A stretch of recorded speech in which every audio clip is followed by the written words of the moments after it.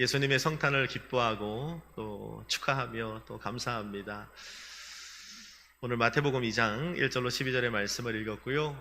오늘 말씀의 제목은 예배하는 자가 가장 존귀합니다 라는 제목으로 함께 주님의 마음을 나누어 보고자 합니다. 이부 순서가 준비되어 있지만 분주함을 좀 잠시 내려놓고 우리 하나님 마음을 함께 나누는 은혜의 시간이 되기를 소망합니다. 오늘 우리가 읽은 마태복음 2장에는 여러 부류의 사람들이 등장을 합니다. 먼저 헤롯 대왕이 나오고요, 제사장 그리고 서기관들, 예루살렘 백성들, 또 오늘 본문에 보니까 예수님을 경배하고자 찾아온 동방의 박사들이 등장을 합니다. 세속적인 지위로는 헤롯 대왕이 가장 높고요, 종교적인 지위로는 제사장, 서기관들이 높습니다. 종교적인 신분으로 봤을 때는 이스라엘 백성들, 하나님의 선택된 성민이라 하여 그들이 가장 높고요, 물론 예수님을 경배하기 위하여 찾아온 동방의 박사들 역시 자신들의 나라인 바사에서는 귀인들이겠지만 유대인들의 관점으로 볼 때 그들은 그저 멸망받을 족속에 지나지 않고 버림받은 이방인들에 지나지 않는 존재들이었다는 것입니다. 그런데 놀라운 것은 오늘 마태는 이 마태복음 서두에다가 아주 충격적인 장면을 기록하고 있는 겁니다. 예수님께서 육신의 몸을 입고 이 땅에 오셨을 때 예수님 앞에 나아가 가장 먼저 경배한 위대한 인물이 유다에 속한 그 누군가가 아니라, 유다 민족을 다스리는 유다의 왕이 아니라, 예배를 집도하는 제사장이요 성전일을 감당하는 레위인이 아니라, 예루살렘 거민이 아니라, 유대인들이 그렇게 멸시하고 경멸하는 이방 민족 중에 하나인 바사의 동방 박사들이 가장 먼저 예수님 앞에 나와 예배하며 경배하는 위대한 인물들이 되었다라는 그 충격적인 장면을 마태는 마태복음 서두에 가장 먼저 기록하고 있다는 겁니다. 여러분, 이 부분이 굉장히 중요합니다. 왜냐하면 이 부분이 중요한 것은 하나님이 보실 때 어떤 사람이 가장 존귀한 사람인지를 잘 보여주는 대목이기 때문에 그렇습니다. 여러분, 하나님 보실 때 누가 가장 존귀한 자일까요? 하나님의 시각으로 볼 때 누가 가장 귀한 사람일까요? 유대 민족을 다스리는 유대의 왕일까요? 예배를 집도하는 제사장과 서기관들, 성전일을 담당하는 레위인일까요? 하나님의 선택된 성민이라고 하는 이스라엘 백성, 특별히 예루살렘 성 안에 머무는 예루살렘 백성일까요? 오늘 마태는 단호하게 말합니다. 하나님이 가장 존귀하게, 하나님이 가장 값있게 귀하게 여기시는 존재는 다름 아닌 바로 신령과 진정으로 마음과 뜻과 성품을 다하여 예수님의 탄생을 기뻐하고 함께 공감하며 그분 앞에 예배 드릴 수 있는 자가 하나님 보시기에 가장 귀하다, 하나님 보시기에 가장 존귀한 자는 바로 예배하는 자다라고 마태는 이 충격적인 장면을 성경 가장 서두에 기록하고 있는 겁니다. 여러분, 하나님 보시기에 예배하는 자가 가장 귀합니다. 따라합시다. 하나님 보시기에 예배 드리는 자가 가장 존귀합니다. 2023년도 성탄의 아침, 다른 것보다도 이 주님의 음성이 여러분들 가운데 각인되기를 간절히 소망합니다. 예배자를 찾으시고 그 예배하는 자가 가장 위대한 인물이 되고 하나님 보시기에 존귀한 존재가 된다는 사실을 우리가 잊지 않게 되기를 바랍니다. 본문에 보십시오. 예수님의 탄생을 기뻐하며 그분을 경배하기 위하여 찾아온 동방의 박사들, 누구입니까? 그들의 이름이 뭔지, 그들의 나이가 어떻게 되는지, 그들이 바사의 어디 출신인지, 그들이 가족관계가 어떻게 되는지 구체적으로 기록된 게 하나도 없습니다. 그런데 성경에 보니까 그들은 예수님 앞에 나와 존귀한 마음으로 예수님을 예배하는 사람들로 성경에 기록되었고, 하나님 마음에는 예수님 앞에 존귀한 마음으로 예배드린 예배자들로 기억되었다는 것이 중요한 거죠. 나아가 믿음의 후손들인 우리들에게도 예배하는 자를 귀하게 여기시는 하나님의 마음을 알려주는 믿음의 도구로, 또 축복의 사람들로 기억되었다는 겁니다. 예배하는 자가 귀합니다. 오늘 다른 것 없어요. 이 성탄의 아침 우리의 마음에 새겨질 말은 예배하는 자가 귀하구나. 다이아몬드 반지를 보면 다이아몬드 반지 상두에 아주 조그만한 다이아몬드가 박혀 있어서 그 반지가 다이아몬드 반지가 되는 겁니다. 다이아몬드 반지를 끼고 계신 분이 계십니까? 주님 이들을 축복하셔서 다이아몬드를 5캐럿, 10kg씩 끼고 나누고 베푸는 삶이 되게 하옵소서. 저희 아내가 저랑 결혼할 때 제 형편과 사정도 모르고 다이아를 해달라고 하더라고요. 저는 다이아를 처음 봤습니다. 여러분, 다이아몬드 1캐럿의 무게가 어떻게 되는지 아십니까? 우리는 정말 예수 외에는 아무것도 몰라요. 여러분, 다이아몬드 1캐럿의 무게는요 0.2g이랍니다. 굉장히 비싼데 2g도 아니고 0.2g. 그 0.2g을 손바닥 위에 올려놓으면 어떤 느낌이 드냐면 아예 감이 안 옵니다.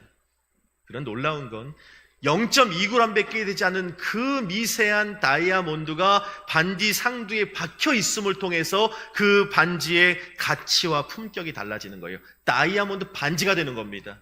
만약 그 상두에 느껴지지 않는 그 다이아몬드를 빼버리면 어떻게 될까요? 그 반지는 별 볼일 없는 반지예요. 별 볼일 없는 반지 지나지 않습니다. 그리스도인들에게 바로 예배가 그런 겁니다.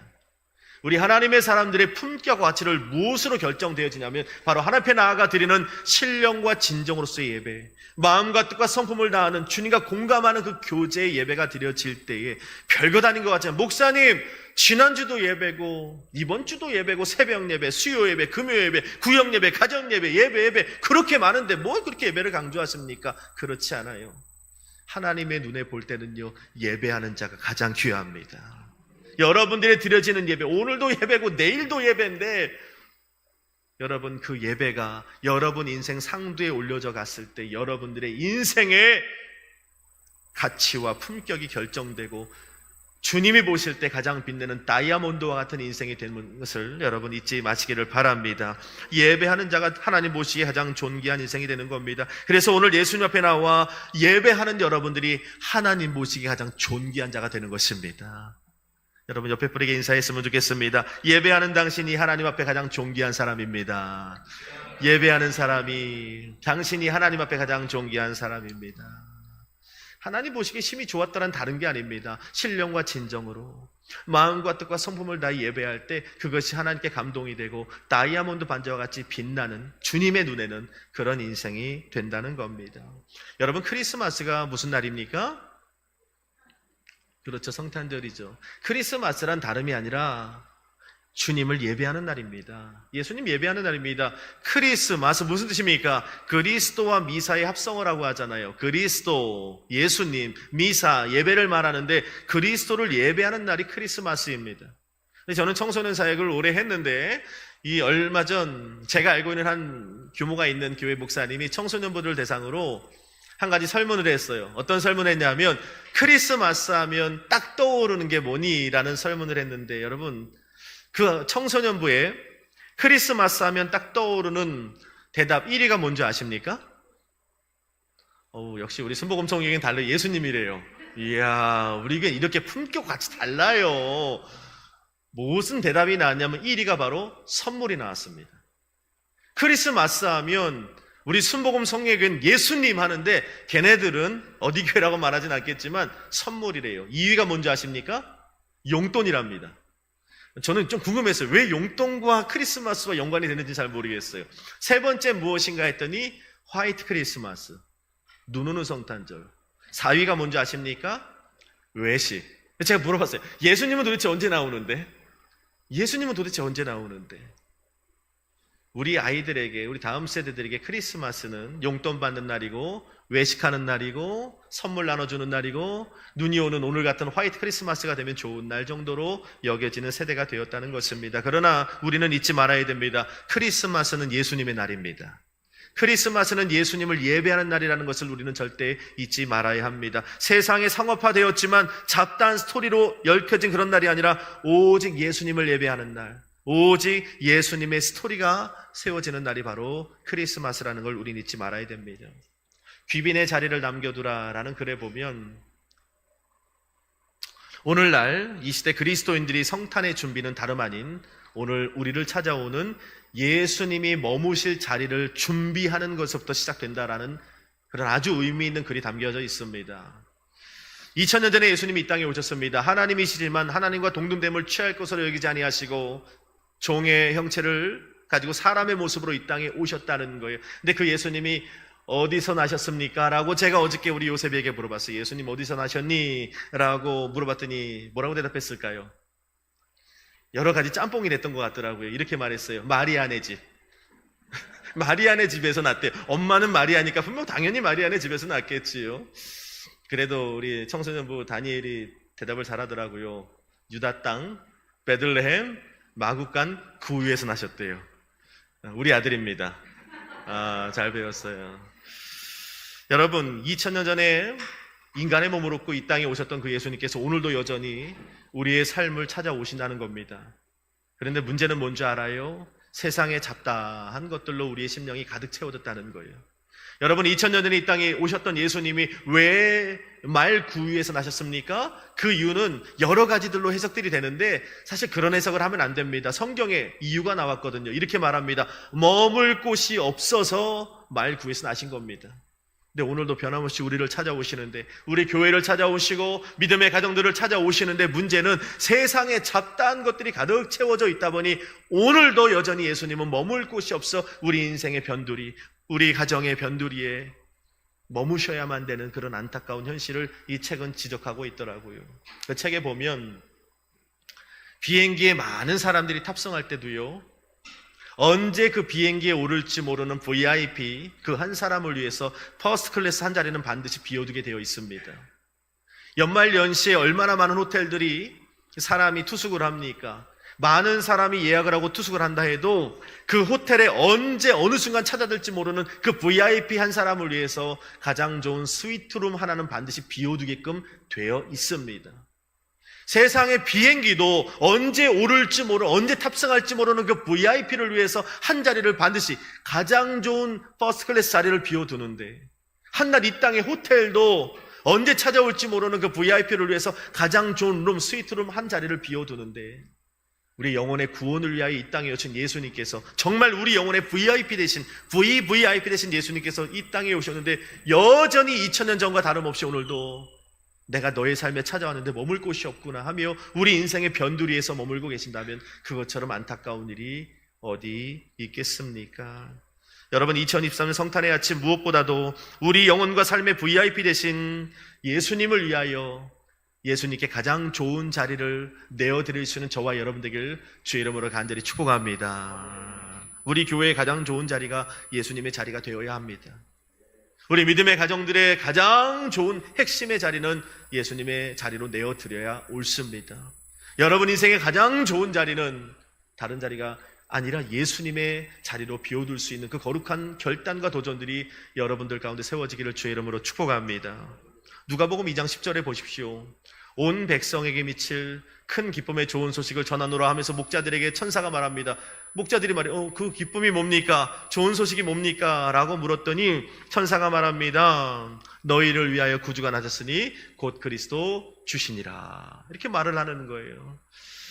여러분, 예수님의 성탄의 소식, 예수님이 이 땅에 오셨다는 성탄의 소식은 동서고금 남녀노소를 불문하고 큰 기쁨이 되고 좋은 소식이 되는 거예요. 자, 이제 질문해 볼게요. 물어보겠습니다. 여러분들에게 있어서 예수님의 성탄의 복음이라는 것이 정말 큰 기쁨이 되고 좋은 소식이 됩니까? 정말 큰 기쁨이고 좋은 소식이 됩니까? 이 정말 중요한 대답이에요. 제가 오늘 주일 예배라 질문하지 않지만 제가 청년들에게 이 질문을 굉장히 많이 하거든요. 정말 너의 삶 가운데 예수님이 이 땅에 오셨다는 복음이 큰 기쁨이고 좋은 소식이 되는가? 라고 집요하게 질문을 하면 대부분 대답을 하지 못합니다. 난치병 환우들에게 신약이 개발되었다는 소식은 그 무엇보다도 큰 기쁨이고 좋은 소식이 될 수 있습니다. 그런데 저나 여러분들과 같이 건강한 사람들에게 난치병을 고치는 신약이 개발되었다는 그 소식은 사실 큰 기쁨도 좋은 소식도 될 수 없는 법입니다. 그러니까 예수님께서 이 땅에 오셨다는 복음도 마찬가지입니다. 복음이 필요한 사람들에게 전달되는, 선포되는 복음은 정말 큰 기쁨이요 좋은 소식이 되는 겁니다. 우리는 복음이 필요한 사람들인 줄로 믿습니다. 복음이 필요한 사람들이 되어야 하는 거예요. 그런데 안타깝게도 복음이 그닥 필요하지 않다고 생각하는 사람들이 있는데 그들에게 선포되는 복음은 그렇게 큰 기쁨도 좋은 소식도 될 수 없는 거죠. 어떤 사람들에게 복음이란 그저 필요할 때만 꺼내 쓰는 복음이 되기도 합니다. 그저 내 인생의 변두리 한 구석, 내 인생의 구석에 서랍에 넣어두었다가 복음이 필요할 때만, 간절한 소원이 있을 때만, 위급한 상황 앞에서만, 기도 제목이 있을 때, 취업해야 할 때, 진학 앞에서, 만남 앞에서, 질병 앞에서, 자녀의 진로 앞에서 깊이 묻어두었던 복음을 꺼내어 사용하는 거죠. 그러다가 내 바람이 잘 정리가 되면 어떻게 합니까? 그 복음을 다시 내 인생의 깊은 서랍 속에 넣어두는 그릇된 신앙들이 얼마나 많은지 모릅니다. 여러분, 다시 질문할게요. 여러분들의 삶에 찾아오신 그 성탄의 복음이 천사가 말한 것처럼 정말 그 무엇보다도 큰 기쁨이고 좋은 소식이 됩니까? 그래야 옳습니다. 여러분, 정말 내 인생의 최고의 VIP 되시는 예수님을 위하여 내 인생의 가장 좋은 자리를 내어드릴 수 있는 저와 여러분들의 거룩한 결단이 이 아침 세워지기를 간절히 소망합니다. 하나님이라는 큰 원이 있어요. 하나님이에요. 그 안에 예수 그리스도의 십자가가 들어있어요. 근데 그 십자가를 딱 긋고 나면 그 안에 중심 딱 점이 찍히잖아요. 그 점이 누군 줄 알아요? 바로 저와 여러분들인 사실을 믿으시길 바랍니다. 그 하나님이라는 원 안에 예수 그리스도 십자가 중심에 바로 저와 여러분들이 있다는 겁니다. 그래서 하나님은, 하나님에게 여러분들은 하나밖에 없는 독생자 예수 그리스도를 내어주실 만큼 소중한 존재였다는 거예요. 예수님에게 여러분은 하나님과 동등됨을 취할 것으로 여기하지 않으시고 종의 형체로 사람같이 되어 이 땅에 오셔서 죽으심으로 자신의 생명까지 내어주어야 할 만큼 사랑하는 존재가 바로 저와 여러분들이라는 사실입니다. 말하자면 탄식으로 지금 이 순간에도 여러분들의 친히 간구하시며 몸부림치시는 그 성령 하나님의 그 중심에 머문 존재가 바로 저와 여러분들인 줄로 믿습니다. 한마디로 우리 주님에게 VIP는 누굽니까? 저와 여러분들이라는 거예요. 자, 그렇다면 이제 여러분들이 대답할 차례입니다. 여러분들에게 예수 그리스도는 누구입니까? 어떤 존재예요?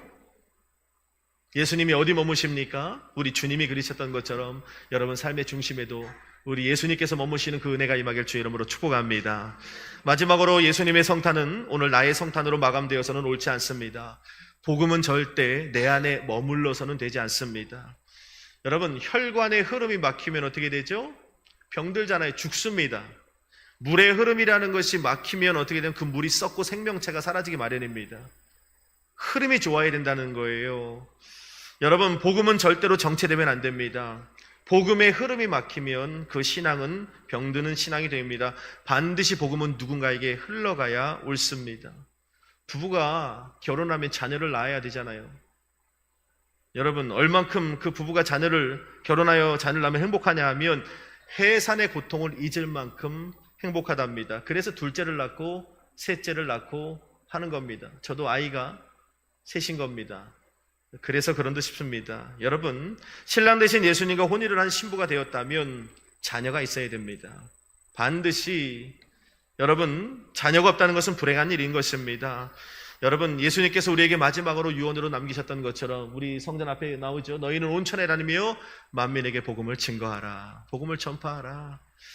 여러분, 복음의 흐름이 막히지 않도록 때를 따라 전하는 저와 여러분 되길 바랍니다. 예수님께서 이 땅에 오셨던 이유도 많은 제자들을 12제자를 세우시고 120문도를 세우셨던 그 이유도 훗날 우리와 같은 이방인들도 예수를 믿고 구원의 바늘에 오르게 되었던 그 모든 이유도 우리에게 그 복음의 흐름이 막히지 않도록 오늘도 부탁하고 계시는 거예요. 그 복음이 흘러가도록.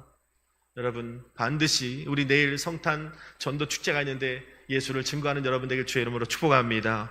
이 성탄의 주일 감사 예배를 통해서 우리 세 가지를 결단합시다. 첫 번째, 하나님 보시기에 가장 존귀한 자가 누굽니까? 예배드리는 자입니다. 예배하는 자가 하나님 보시기에 가장 존귀한 자가 됩니다. 예배를 생명처럼 여기시고 머무는 곳마다 예배를 세우는 여러분 되길 주의 이름으로 축복합니다. 두 번째로, 한낮 비행기나 호텔도 언제 찾아올지 모르는 VIP를 위해 가장 좋은 한 자리를 남겨두는 법입니다. 세상의 비행기나 호텔도 그런데 오늘 이 자리에 우리를 찾아오신 예수님을 위하여 우리는 어떤 자리를 비워두고 있는지, 우리 교회와 믿음의 가정들과 여러분 삶에 가장 좋은 자리를 주님께 내어드리는 거룩한 다짐과 결단이 오늘 이 아침 세워지기를 소망합니다. 마지막 세 번째는 복음은 흘러가야 옳습니다. 흐름이 막히면 병드는 것처럼 반드시 내게 주신 그 복음을 나만 갖고 내 안에서 끊기는 것이 아니라 흘려보낼 수 있는 여러분 되기를 주님의 이름으로 간절히 부탁을 드립니다. 기도하겠습니다.